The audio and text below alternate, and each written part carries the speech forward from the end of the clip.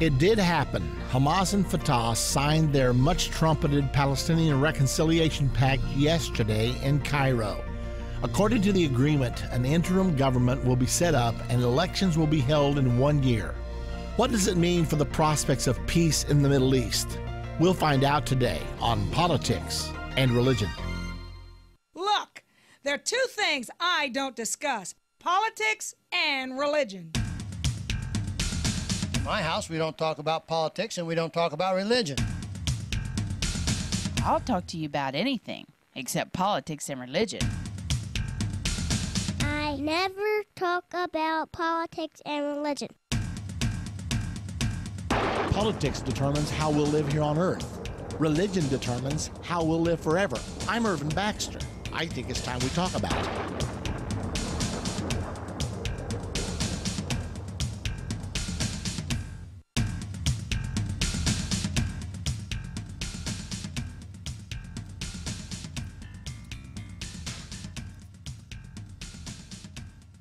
In the midst of all the activity worldwide, don't let this one slip by you, because we're dealing with the very core of end-time prophetic fulfillment here when we're talking about what's going on between Hamas, Fatah, and Israel today. Now, there are historic changes taking place. The toppling of Mubarak, who was the first Arab leader to make a peace agreement. Well, actually, Egypt was the first Arab country to make a peace agreement in the Middle East with Israel, and that happened, of course, under Anwar Sadat. Now, the overthrow of Mubarak was largely contributed to by the Muslim Brotherhood, who assassinated Anwar Sadat. So what does that mean? Secondarily, a hardline Islamic government is in power in Iran. They are for some of these revolutions. They seem to be against others. We have sided very hard against Muammar Gaddafi when he has turned his guns upon his citizens, and we have been largely silent as Mr. Bashar Assad has turned his guns on his citizens. What's going on here? Why do we favor Assad while we are determined to bring down the government of Mr. Gaddafi?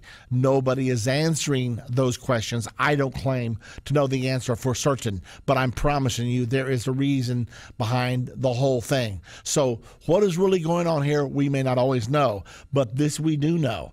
These changes are so deep and they are so impacting that they definitely have prophetic significance. I'm looking at an article right now. Fatah, Hamas proclaim landmark reconciliation pact.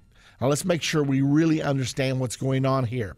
You know that about 4 years ago, Hamas and Fatah had a huge break, and they have been opposing each other since. Hamas has arrested Fatah operatives, and Fatah has arrested and imprisoned the operatives of Hamas. Fatah has been ruling in what's called the West Bank, and then Hamas has been ruling in Gaza. Gaza is the population center of the Palestinians, and yet the West Bank is that coveted territory that is desired so much for a future Palestinian state. Fatah has been largely recognized, along with its leader, Mahmoud Abbas, as the moderate side of the Palestinian people, and those are the people, Fatah is the one that has been negotiating with Israel over time. Yet at the same time, Mr. Mahmoud Abbas was a very close ally with Yasser Arafat. As a matter of fact, he co-founded the Fatah organization with Arafat back in 1965 and has been very much a part of the terrorist activity that has raged over the last 40 or 50 years. So even though he has a moderate image, yet many people argue that he is just as much a terrorist as anyone else. Well, now then, he has made this reconciliation pact with Hamas. Now, here's where the complicating factor comes in. Hamas has steadfastly refused to recognize Israel's right to exist in the Holy Land. Now, make sure you absorb that, because the biblical covenant that's referred to in the Bible is the covenant from God to the land of the people of Israel, that they should have a homeland in the land of Israel forever. So Hamas is in direct animosity against the Abrahamic covenant. So he's against God. Hamas is against God himself. On the other hand, Abbas has said, yes, there must be two peoples and two states sharing the land together. Well, now Fatah, who recognizes Israel, and Hamas, who does not, have now joined forces together. They have signed their reconciliation pact. Of course, they were together prior to 4 or 5 years ago. Well, now then they are back together with this reconciliation pact, and they're calling for the establishment of an interim government that will be a caretaker government until elections can be held 1 year from now. And during those elections, supposedly the people running for election will be neither Fatah nor Hamas, but they will be people who merely want to help lead their people into the future.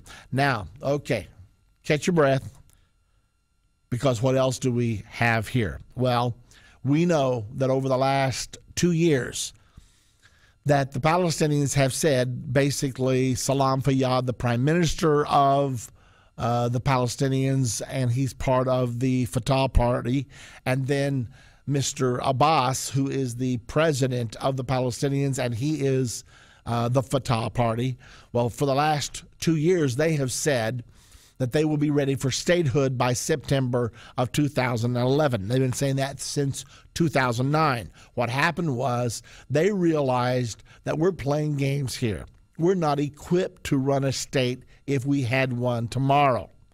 So they decided the time had come to get serious, and Mr. Salam Fayyad has been given great credit for the fact, while Abbas was out here playing politician, that Fayyad was building the nation. He was out working on their sewers, working on their roads, and the Western powers have been funneling almost an unlimited source of money into him so that he could accomplish this fact.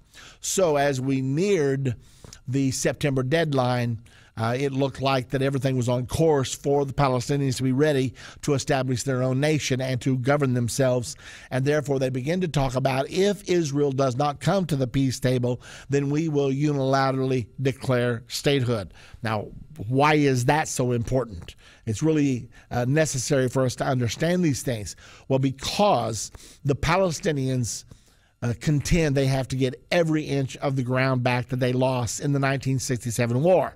They also contend they have to have the right of return of all their refugees to lands that were lost in wars since 1947, which would mean that a couple of million at least Palestinians would go back into the land of Israel itself, which would spell an end to the Jewish state. The Jewish state, in the meantime, has said we will only be able to make peace if the Palestinians recognize the legitimate claims of Israel as a Jewish state.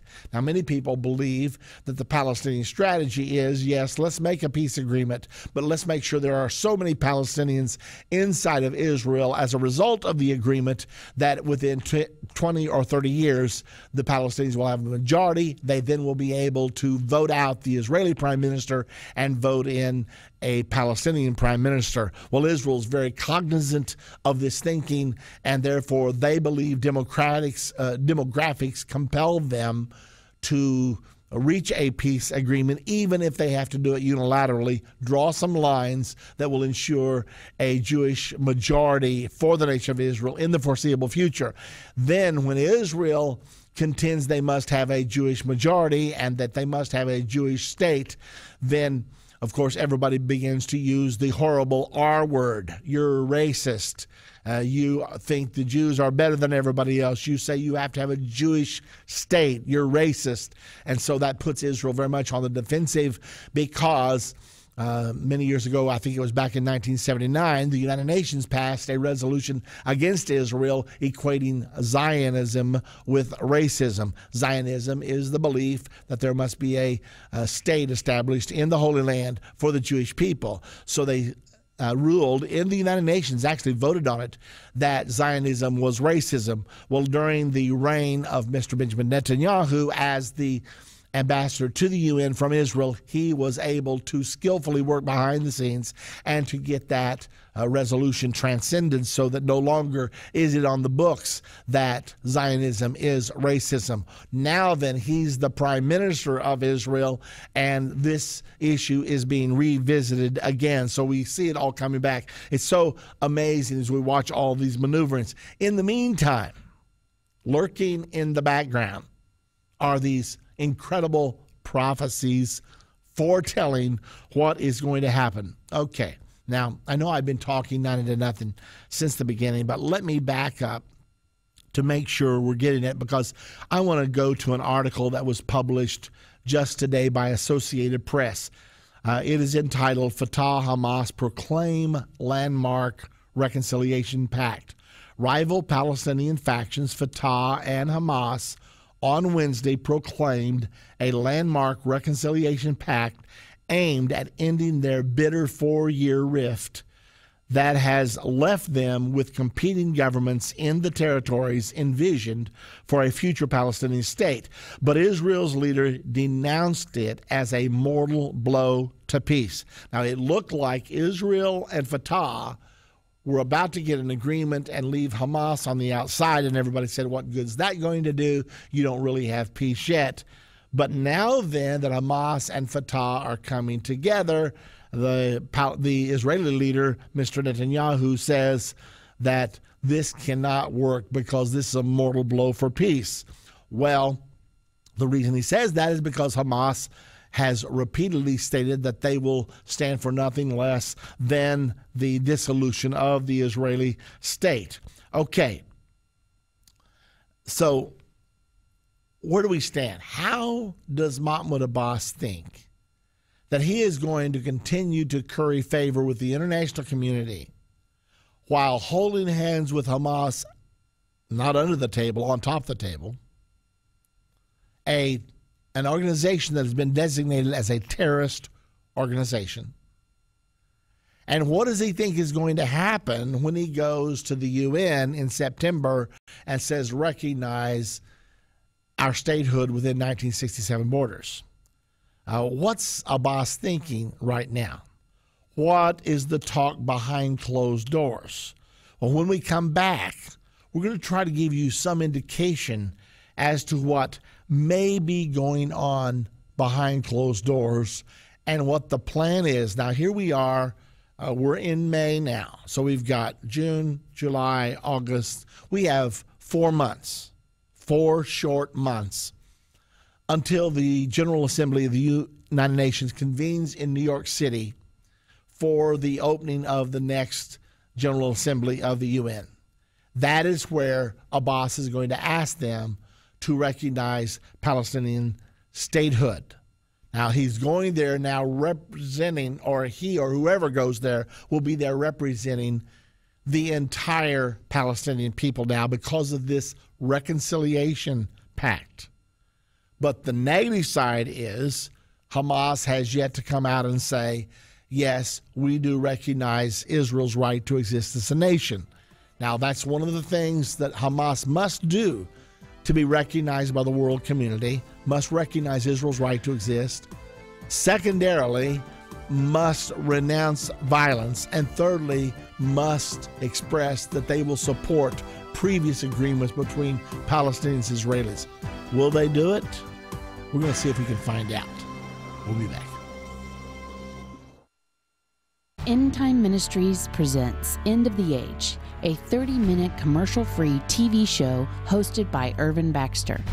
Every Monday, End of the Age airs on the Church Channel at 9 p.m., Daystar at 10 p.m., and on TBN every Wednesday morning at 7 a.m., all Central Standard Time.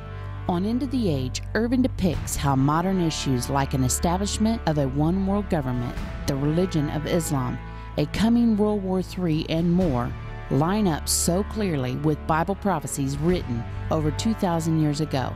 To get tomorrow's news today, be sure to tune into End of the Age every Monday on the Church Channel at 9 p.m., Daystar at 10 p.m., and on TBN every Wednesday morning at 7 a.m., all Central Standard Time. Visit endtime.com for more details or call us at 1-800-ENDTIME. That's 1-800-363-8463.